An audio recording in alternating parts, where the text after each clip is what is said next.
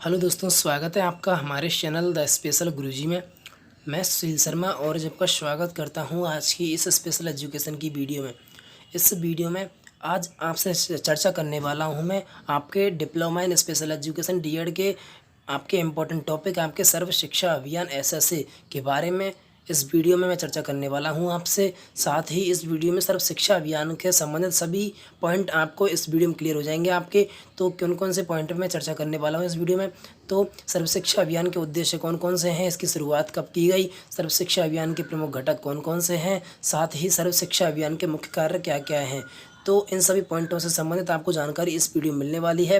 तो वीडियो को इसके बिल्कुल ना करें, क्योंकि वीडियो आपके लिए बहुत धमाकेदार होने वाली है। एक बार आप इस टॉपिक को देख लें तो बिल्कुल आपको बार बार पढ़ने की ज़रूरत नहीं पड़ेगी। अब चलिए दोस्तों, अगर जो हमारे चैनल पर नए विजिट कर रहे हैं, जिन्होंने अभी तक हमारे चैनल को सब्सक्राइब नहीं किया है और जो स्पेशल एजुकेशन में अपना करियर बना रहे हैं, तो वो हमारे चैनल को सब्सक्राइब अवश्य कर लें, क्योंकि हम इस तरह रोजाना आपके लिए स्पेशल एजुकेशन जुड़ी हर छोटी छोटी अपडेट आपके लिए हम टाइम टू टाइम पर उपलब्ध कराते रहते हैं। अब चलिए दोस्तों, हम आपको शुरू करते हैं इसके इंट्रोडक्शन पर। सर्व शिक्षा अभियान, तो पहले तो एक एमसीक्यू टाइप प्रश्न में आ सकता है कि एसएससी का फुल फॉर्म क्या है। तो सर्व शिक्षा अभियान आप इससे नोट डाउन कर सकते हैं। अब शुरू करते हैं इसके इंट्रोडक्शन परिचय पर कि सर्व शिक्षा अभियान भारत सरकार द्वारा शुरू की गई एक योजना है, जिसका लक्ष्य देश के प्राथमिक स्कूल यानी जो प्राइमरी लेवल के जो स्कूल हैं उनके ढांचे स्ट्रक्चर को मजबूत बनाना है, उनकी नींव को मजबूत बनाना है, जिससे देश का हर बच्चा अपनी प्रारंभिक शिक्षा शुरुआती शिक्षा प्राप्त कर सके और अपना विकास कर सके। यानी सर्व शिक्षा अभियान का उद्देश्य है जिससे हर बच्चा अपनी शुरुआती जो जीवन की जो शिक्षा होती है उसे प्राप्त कर सके और अपना विकास कर सके। अब बात करते हैं इसकी शुरुआत की कि एसएससी की शुरुआत कब की गई। तो इसका पहला पॉइंट है दोस्तों, इसकी शुरुआत सन 2001-2 में केंद्र में जब अटल बिहारी वाजपेयी जी की सरकार थी, तो अटल बिहारी वाजपेयी द्वारा एक निश्चित समयावधि के तरीके से प्राथमिक शिक्षा के सार्वभौमिकरण के लिए की गई थी। इसकी शुरुआत कब की गई? इसकी शुरुआत सन 2001-2 में अटल बिहारी जो वाजपेयी थे प्रधानमंत्री उस समय 2001-2 में, तो उस समय एक निश्चित समयावधि के तरीके से यानी एक निश्चित समय के लिए प्राथमिक शिक्षा प्राइमरी शिक्षा के उचित बढ़ाव के लिए की गई थी। और इसका नेक्स्ट पॉइंट है दोस्तों, इसके लिए किन किन बच्चों में शिक्षा का प्रावधान है। तो इसके लिए 6 से 14 साल के बच्चों के लिए शिक्षा का प्रावधान है। तो उस समय 2001 में लगभग 205 मिलियन बच्चे थे, तो उनकी मुफ्त और अनिवार्य शिक्षा के प्रावधान को इसे मौलिक अधिकार बनाया गया था। तो इसका क्या उद्देश्य? 6 से 14 साल के बच्चों को मुफ्त और अनिवार्य शिक्षा का प्रावधान इसे मौलिक अधिकार बनाया गया था। अब बात करते हैं एसएससी के उद्देश्य की कि इसके उद्देश्य कौन कौन से हैं। तो मैंने यहाँ सेलेक्टेड इंपॉर्टेंट उद्देश्य इसके सेलेक्ट किए हैं। तो पहला तो उद्देश्य दोस्तों इसका कि सभी बच्चों के लिए वर्ष 2005 तक प्रारंभिक विद्यालय प्राइमरी लेवल के विद्यालय शिक्षा गारंटी केंद्र वैकल्पिक विद्यालय बैक टू स्कूल शिविर की उपलब्धता इसमें सुनिश्चित की गई थी। नेक्स्ट इसका उद्देश्य था दोस्तों, सभी बच्चे 2007 तक 5 वर्ष की प्रारंभिक शिक्षा पूरी कर सके, क्योंकि सन 2000 में और 2001 में शुरुआत की गई थी। तो इसके बाद 2007 तक 5 वर्ष की प्रारंभिक शिक्षा में प्राप्त कर ले, ये इसमें सुनिश्चित किया गया था इसके उद्देश्यों में। इसका तीसरा जो उद्देश्य था दोस्तों कि सभी बच्चे 2010 तक 8 वर्षों की स्कूली शिक्षा प्राप्त कर सके। नेक्स्ट इसका उद्देश्य था चौथा, नेक्स्ट कि संतोषजनक कोटि की प्रारंभिक शिक्षा जिसमें जीवन उपयोगी शिक्षा को विशेष महत्व दिया हो पर बल देना। यानी इसमें बताया गया है कि जिसमें ऐसी शिक्षा जिसमें जीवन उपयोगी जो शिक्षा होती है, जीवन के लिए जो अच्छी शिक्षा होती है, तो उस तरह की शिक्षा प्रारंभिक कोटि की शिक्षा प्रदान की गई थी, इसमें उस पर बल दिया गया था। नेक्स्ट इसका उद्देश्य था दोस्तों पांचवा, स्त्री पुरुष में जो व्याप्त असमानता थी उस समय, तो उसको दूर करना और सामाजिक वर्गों में जो वर्ग भेदों में जो असमानता थी उसको भी दूर करना। सामाजिक वर्ग भेद को 2007 तक प्राथमिक स्तर तथा 2010 तक प्रारंभिक स्तर पर समाप्त करना, यानी 2010 तक बिल्कुल भी ऐसे समाप्त करना, इसका उद्देश्य था एसएससी का। अब नेक्स्ट इसका छठवां उद्देश्य था दोस्तों, वर्ष 2010 तक सभी बच्चों को विद्यालय में बनाए रखना, यानी जो छोटे बच्चे हैं 6 से 14 साल के जो बच्चे हैं उनको 2010 तक सभी बच्चों को शिक्षा से जोड़ना, सभी बच्चों को विद्यालय में बनाए रखना। अब बात करते हैं नेक्स्ट 7वें उद्देश्य की कि जो बालक बालिका का अंतर समाप्त करना, स्त्री पुरुष असमानता थी, बालक बालिका असमानता थी, उसके अंतर को समाप्त करना इसका उद्देश्य था। नेक्स्ट इसका उद्देश्य था दोस्तों 8वां, देश के हर गांव हर शहर में प्राथमिक स्कूल खोलना, प्राइमरी लेवल का स्कूल खोलना और मुफ्त शिक्षा प्रदान करना, यानी सरकारी स्कूलों की स्थापना करना गाँवों में और उन मुफ्त शिक्षा बच्चों को 6 से 14 साल के बच्चों को मुफ्त शिक्षा प्रदान करना, ये उसका उद्देश्य था। नेक्स्ट अगला इसका नेक्स्ट उद्देश्य दोस्तों कि निःशुल्क पाठ्य पुस्तकें और स्कूल ड्रेस उपलब्ध करवाना बच्चों के लिए। जो छोटे बच्चे हैं प्राइमरी लेवल के जो बच्चे हैं उनको फ्री पुस्तकें, निःशुल्क पाठ्य पुस्तकें और स्कूल देना भी इसका उद्देश्य था। नेक्स्ट इसका सेकंड लास्ट उद्देश्य था दोस्तों, शिक्षकों का चयन करना और उन्हें लगातार प्रशिक्षण देते रहना और स्कूलों में अतिरिक्त कक्षा का निर्माण करना, यानी इसमें बताया गया कि जो एसएससी का उद्देश्य था उसमें शिक्षकों को अच्छे शिक्षक प्रशिक्षण के लिए तैयार करना था, साथ ही अतिरिक्त कक्षा का निर्माण करना भी इसका उद्देश्य था एसएससी का। नेक्स्ट इसका अंतिम उद्देश्य था दोस्तों पेयजल और प्रसाधन की व्यवस्था करना, यानी स्कूल में जितने भी प्रसाधन होते हैं, संसाधन होते हैं, पेयजल की व्यवस्था होती है, उनको सुचारू रूप से सही बनाना। तो ये भी इसके एसएससी के उद्देश्य थे। अब बात करते हैं इसके सर्व शिक्षा अभियान के प्रमुख घटकों के बारे में कि सर्व शिक्षा अभियान के प्रमुख कंपोनेंट कौन कौन से हैं, घटक कौन कौन से हैं। तो इसका पहला जो घटक है दोस्तों वह है बीआरसी यानी ब्लॉक रिसोर्स सेंटर।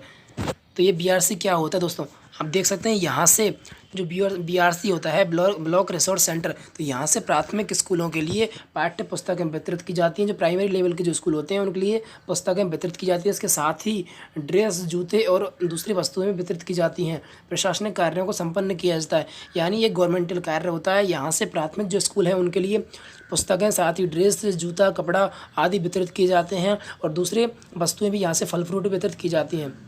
प्रशासनिक कार्यों को संपन्न इसमें कराया जाता है। इसी तरह से होता है सीआरसी क्लस्टर रिसोर्स सेंटर। अब नेक्स्ट इसका प्रमुख घटक है तीसरा नागरिक कार्य। तो यह क्या होता है दोस्तों, यह सर्व शिक्षा अभियान का एक प्रमुख घटक है। इसके अंतर्गत जो कुल परियोजना होती है उसके बजट का 33% तक निवेश यहाँ से किया जाता है। नागरिक कार्य में जो कुल परियोजना होती है बच्चों के लिए जो कुल परियोजना आती है तो उसके बजट का 33% निवेश यहाँ से किया जाता है। नेक्स्ट इसका कंपोनेंट था, घटक था निःशुल्क पाठ्य पुस्तकें। तो प्राथमिक शिक्षा को प्रोत्साहन देने के लिए इस योजना में उस सभी बच्चों को निःशुल्क पाठ्य पुस्तकें दी जाती हैं, यानी इसके घटक में यह निःशुल्क पाठ्य पुस्तकें ये प्रमुख घटक है। तो इसमें क्या बताया गया है कि जो प्राथमिक जो बच्चे होते हैं, प्राइमरी लेवल के जो बच्चे होते हैं, तो उनकी प्राथमिक शिक्षा को प्रोत्साहन देने के लिए इस योजना में सभी बच्चों को निःशुल्क पाठ्य पुस्तकें वितरित की जाती हैं। अब नेक्स्ट इसका घटक है पांचवा रिसर्च एंड डेवलपमेंट। तो ये क्या होता है दोस्तों, सर्व शिक्षा अभियान के अंतर्गत दी जा रही जो शिक्षा है तो उसका सतत इसमें मूल्यांकन, निगरानी, पर्यवेक्षण किया जाता है, यानी उनका असेसमेंट किया जाता है कि उनकी क्या निरीक्षण किया जाता है कि उनकी कितने अच्छी पढ़ाई चल रही है जिससे बच्चों को अच्छी शिक्षा मिल सके। अनुसंधान और मूल्यांकन के लिए हर स्कूल को 1500 रुपये की धनराशि इसमें दी जाती है। यानी जो असेसमेंट होता है, अनुसंधान होता है, इन्वेंशन होता है, तो उसके लिए और मूल्यांकन के लिए हर स्कूल को 1500 रुपये की धनराशि दी जाती है। महिला साक्षरताओं पर विशेष निगरानी की जाती है, बालिकाओं की शिक्षा पर। इसके साथ ही जो शेड्यूल कास्ट होती है, अनुसूचित जाति होती है, जनजाति होती है, अन्य पिछड़े जो वर्ग होते हैं उनके बच्चों की शिक्षा पर इसमें विशेष निगरानी भी इसमें की जाती है। यानी इसमें जो पिछड़े जो वर्ग हैं उनकी शिक्षा पर, महिला साक्षरता पर विशेष जोर दिया जाता है। साथ ही दृश्य सामग्री, दृश्य पाठ्य सामग्री के लिए बच्चों को पोस्टर, चार्ट, स्केच पेन और दूसरी वस्तुएं भी दी जाती है जिससे वे अच्छी तरह से अपनी शिक्षा प्राप्त कर सकें। तो ये थे इसके घटक। अब बात करते हैं नेक्स्ट इसका घटक है विद्यालय अनुदान।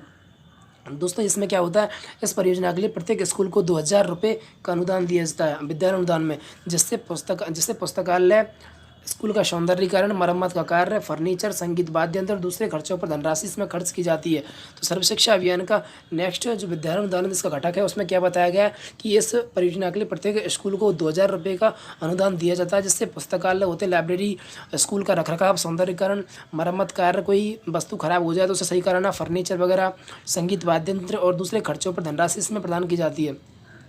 नेक्स्ट इसका घटक है दोस्तों शिक्षक अनुदान। तो यह सर्व शिक्षा अभियान को प्रोत्साहित करने के लिए शिक्षकों को 500 रुपये का इसमें अनुदान दिया जाता है।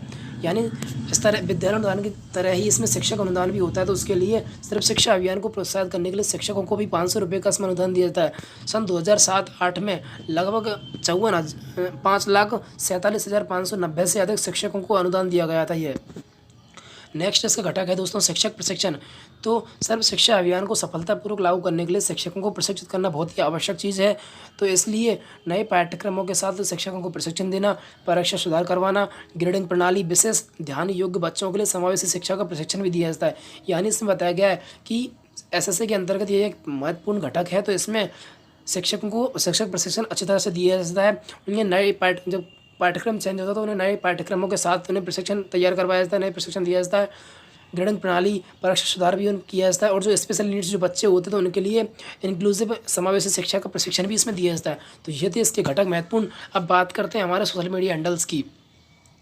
अगर आप हमसे सीधा कांटेक्ट करना चाहते हैं, हमसे बात करना चाहते हैं तो हमें हमारे चाहे आप फेसबुक पे, इंस्टाग्राम पे और चाहे टेलीग्राम पे कहीं भी आप हमें ज्वाइन कर सकते हैं और हमसे सीधे बात कर सकते हैं। हमारा जो फेसबुक पेज है दोस्तों वह है स्टडी विद सुशील के नाम से है। आप हमें वहाँ पर फॉलो करके ज्वाइन कर सकते हैं। साथ ही जो हमारा इंस्टाग्राम है वो द स्पेशल गुरुजी के नाम से है, आप हमें वहाँ भी ज्वाइन कर सकते हैं और हमसे सीधा कांटेक्ट कर सकते हैं। और जो हमारा टेलीग्राम चैनल है वो द स्पेशल गुरुजी के नाम से है, आप हमें यहाँ अवश्य ज्वाइन कर लें, क्योंकि हम जब भी वीडियो अपलोड करते हैं और कोई नोट्स प्रोवाइड कराते हैं तो सबसे पहले यही प्रोवाइड कराते हैं। सबसे पहले वीडियो की लिंक को भी यहीं शेयर करते हैं और इन सभी की लिंक आपको नीचे वीडियो को डिस्क्रिप्शन बॉक्स में मिल जाएगी। तो आप हमारे टेलीग्राम चैनल को अवश्य ज्वाइन कर लें। तो यह थी हमारी वीडियो। इस वीडियो हमने आपके क्या क्या चीज़ बता दी है, आपकी सर्व शिक्षा अभियान का उद्देश्य बता दिए, इसकी शुरुआत बता दी, इसके प्रमुख घटक बता दिए, उसके मुख्य कारण क्या क्या है ये बता दिए। तो ये थी हमारी वीडियो। अगर आपको वीडियो अच्छी लगे तो वीडियो को लाइक करें और इसी तरह स्पेशल एजुकेशन से जुड़ी हर छोटी छोटी अपडेट और आपके लिए पढ़ने के लिए मटेरियल हम टाइम टू टाइम पर उपलब्ध कराते रहते हैं। इस तरह आपको हर छोटी छोटी अपडेट मिल जाए तो हमारे चैनल को सब्सक्राइब अवश्य कर लें। धन्यवाद दोस्तों आपका वीडियो देखने के लिए।